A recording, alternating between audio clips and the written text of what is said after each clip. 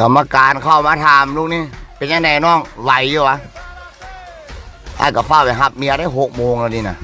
หิบเป่าหิบเลี้ยวนี่เมียท่ากินข้าวอยู่คันบ่ไหวออกไปนอกกันไปสร้างเบียร์ท่าอยู่นอกไปโอ้อาจารย์ในโบไหวเลยคือสิเป็นไข่นี่ตากฝนเว้ยถึกแดดแล้วมาถึกฝนนี่เป็นไข่นะไอ้คือกันนี่แหละคือสิเป็นไข่กันนี่แหละที่ไปท่าอยู่นอกคันบ่ไหวนะสร้างเบียร์ท่าอยู่นอกเด้อ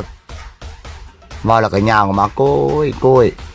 โคตรถามไว้วะบ่ไหวนัดหน้าสำรองเนี่ยไว้เนาะอาจารย์เป็นบ้าไว้ให้ค่อยสำรองว่ามันแนวอายเขาได้ห้องเจอกันกองหน้าผมมีคนสูงเนี่ยมาสูงก็มีแต่คนเตี้ยแท้โคตรบอกส่งไปให้บักสูงหันก้อนมูรถว่าแล้วก็เปิดไปโยนไปจี้ก่อนนะครับออกมาอย่างแก้มต้องเห็นเลือกตาเห็นออกมาบอลเล่มันนึงกระจุกกระจิกบุษวิตีละกาลูกนี้เรียบร้อยเข้าไปแล้วแลมาดิเสียกองเสียกูเก่งบอขอกอดเนี่ยกอดมาได้แต่เป็นขี้คุยเพิ่นว่า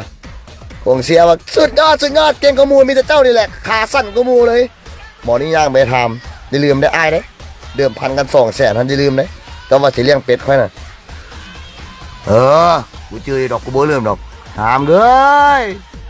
เล่นบ้านเท่าเดียวกับเสียสักเนาะทางกูจะสู้กันย่างคอตกมาห้องใช้กันกูบอกอย่าออกมาบักนั้นมันขาสั้นแต่มันต้องตีบานเก่าเด้โคตรกับขี่โมยเตะคืออายนี่นะเข้าทุกลูกส่งกันหลายบานส่งกันหลายจะซื้อลอกหลายมันผี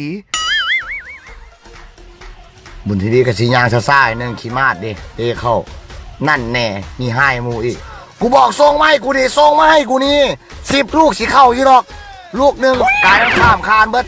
ป้าฝนมันนี่กับเปียกเนี่ยส่งเสื้อเปียกเบิดสลับไผ่ที่ปวดเหี่ยวสบายเล่นเนียนเลย